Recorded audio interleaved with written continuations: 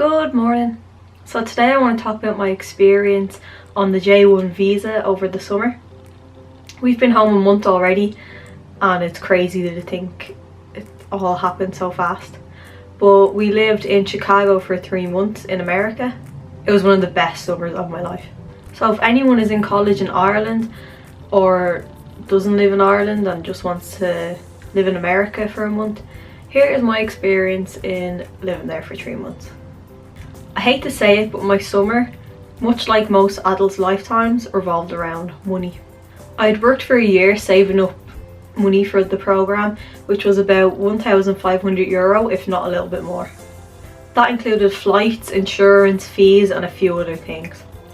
So that was before I'd even left the country. I also saved enough money for my spending money. Now I really was delusional and thought that I'd brought enough money over with me for my spending money and to live there for 3 months, but that didn't happen. I thought that with the money I brought over and what I earned over there that I'd even be coming home with a bit of money, but no. I quickly realised how expensive it is to live in America. I forgot to factor in all the things like food shopping and cleaning supplies and just all of the things that you forget to think of when you think of living somewhere. We had to rent a microwave and a fridge and Wi-Fi and buy pots and pans, and soon it all just added up and I realised this is what adulthood is. So if I have a tip about money, it is spend it wisely and don't spend it on stupid things. Most people when they go on a J1 arrive over with no accommodation and just find it when they're over there. So this can leave a lot of people homeless. Our parents have been going to Chicago for over 10 years, so to ease their own conscience, they paid for our accommodation. So we stayed in the university centre for 3 months, which luckily, we didn't have to pay for ourselves, because if we did, we wouldn't have been able to afford it. University centre is student accommodation for the surrounding colleges on South State Street. They're basic college dorms. Our room consisted of a bed each, a desk each, a little kind of area for, well, we put our food on it, but it's like shelves. We shared a bathroom with the room next door, which wasn't actually that bad. We were expecting it to be really annoying, but we barely even saw them in the bathroom. The main reason for us going to University Centre was because it was secure.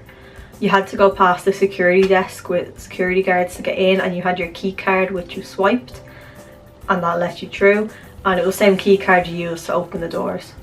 The building itself was great. Breakfast was included every morning. We normally didn't get up for it because we worked late hours. But yeah, breakfast was free. Well, obviously it was in with whatever you paid in your fees, but it was pretty handy. The place had a games room, a gym, a laundry room, what else? It had like a terrace area, a great room, study rooms on every floor. It was pretty good. The building was amazing. It really made me want to go to college in America. But staying in the crappy houses with 10 plus other people sound pretty fun too. That's what most people do when they go on a J1. They rent unfurnished places and sleep on air beds for 3 months. I loved having the luxury of having an actual bed to myself and not being surrounded by so many people all the time. But sometimes I did feel like I was missing out. But I don't know if I'd be able to deal with not having personal space. It was just me and Ella in our room, and we've gone on holidays together for like all of our lives, so we're pretty used to each other. So there was nothing new there, but the only thing that I had to get used to was sharing a room with someone, because I have my own room at home. So it was just a little different having to kind of share everything and not having alone time all the time. But when the other person was at work, we had our alone time, so it wasn't too bad. So we weren't smothering each other, which meant that we didn't really fight or argue, which is kind of weird for us because when we were little we argued all the time. So I don't live in student accommodation at home, so this summer was a taste of what that's really like, literally. We lived in downtown Chicago, so food was very expensive there, and when we first arrived we were kind of reckless with our spending money and we were spending it on food. We were going out for like 3 meals a day and we never cooked in the kitchen on our floor, so we kind of made mistakes there. So every floor in University Centre had its own kitchen with it, which you'd share with the rest of the floor. And we didn't really use that a lot except for the last month when we weren't working, but it was down the hall, so it was kind of a trek to bring all of your ingredients and your pots and pans and everything and go down, and then kind of being like, oh, is there someone else in there? So yeah, we didn't really use it that much until the last month. Instead, we got really cheap food. Anything that you could microwave. So it was like tin soup, ramen noodles. That was pretty much it. Rice, that's what we lived off. And it really wasn't a great diet. We didn't really have the money to buy proper food, and ramen noodles only cost 65 cents, so we just kind of had to go with it. Our diet was horrible. We basically lived in the Panera Bread under our building and 7-Eleven. I usually got a salad when we were in Panera Bread, but it was probably not even that healthy because of the amount of stuff that I put on the salad, like all the sauces and stuff. So I thought I was being kind of healthy, but no. Summer was probably the worst I've ate ever. But the way we looked at it was only 3 months. We didn't mind spending 3 months eating cheap crappy food so that we could save money to do cool things like cycle around Lake Michigan or go to Navy Pier. So it was worth it, but I wouldn't be able to live like that for a long period of time. So a new rule brought in to anyone going on a J1 visa was that they had to get a job before going over. So last February we done an interview on Skype and got a job on the spot for the Rainforest Cafe. We got the job as retail associates in the gift shop, and we thought, yes, this job is going to be great. We're going to be out early, it's not going to be that stressful. I mean, it's a gift shop, it would have to close early. Why would it be out that late, right? No, we were wrong. The gift shop was at the front of the restaurant. It was strategically placed so that you had to walk through the gift shop to get to the restaurant, which means you'd have to go home through the gift shop. So the gift shop was open until the last customer left, which meant that, yeah, a lot of the time we could have been staying till about 11-12 o'clock at night, which was very, very annoying. So our normal shifts were either like 3 to 9, 4 to 9, 5 to 11, but it really depended on how many people were there. Like, you could have been kept or you could have been let go early.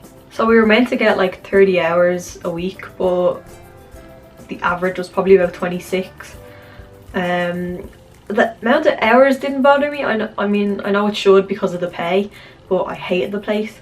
It was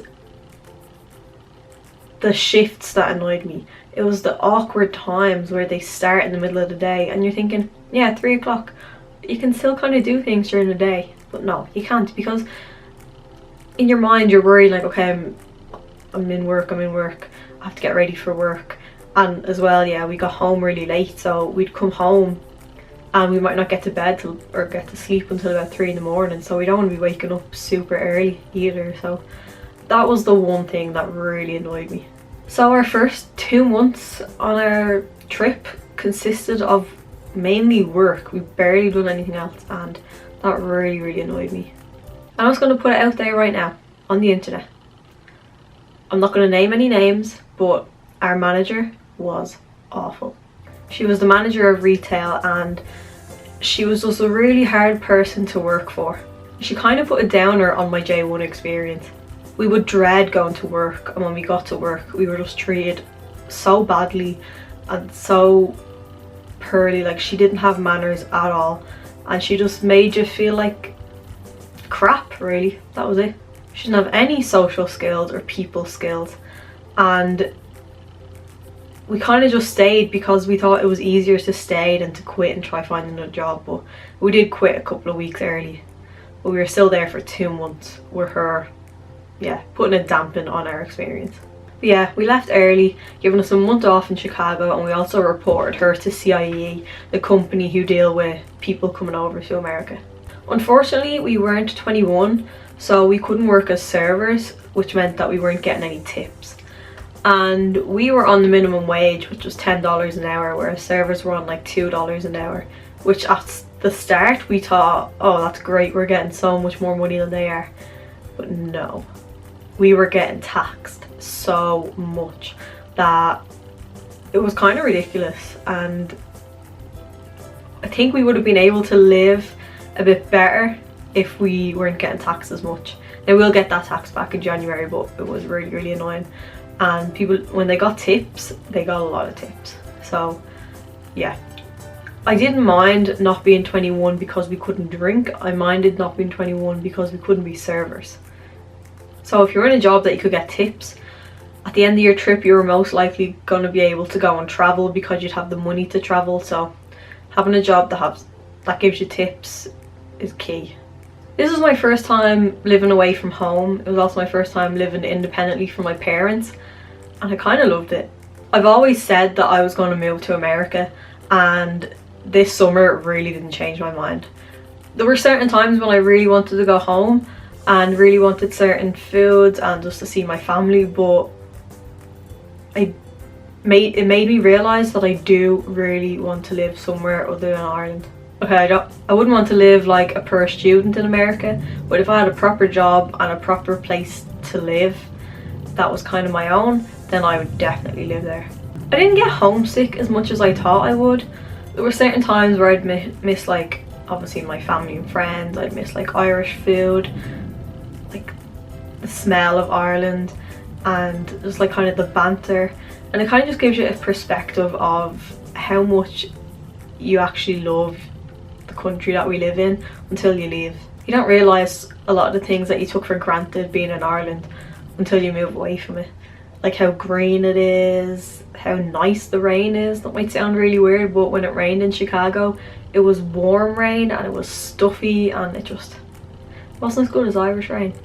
I never thought I'd say that. So I didn't expect to make the friends that I made when I was in Chicago. Me and Ella both said it. When we were going over, we were like, oh yeah, we'll make friends with people that we work with, but we really didn't expect to make proper friends. And it really was one of the highlights of my trip. And luckily Ireland isn't that big, and also I live in Dublin, so a lot of people live here or are here to study, so it's not too bad. I can see them all again. So I knew American culture was a lot different than Irish culture. I mean, the majority of the TV shows we watch and everything really revolves around America, so we're pretty used to it.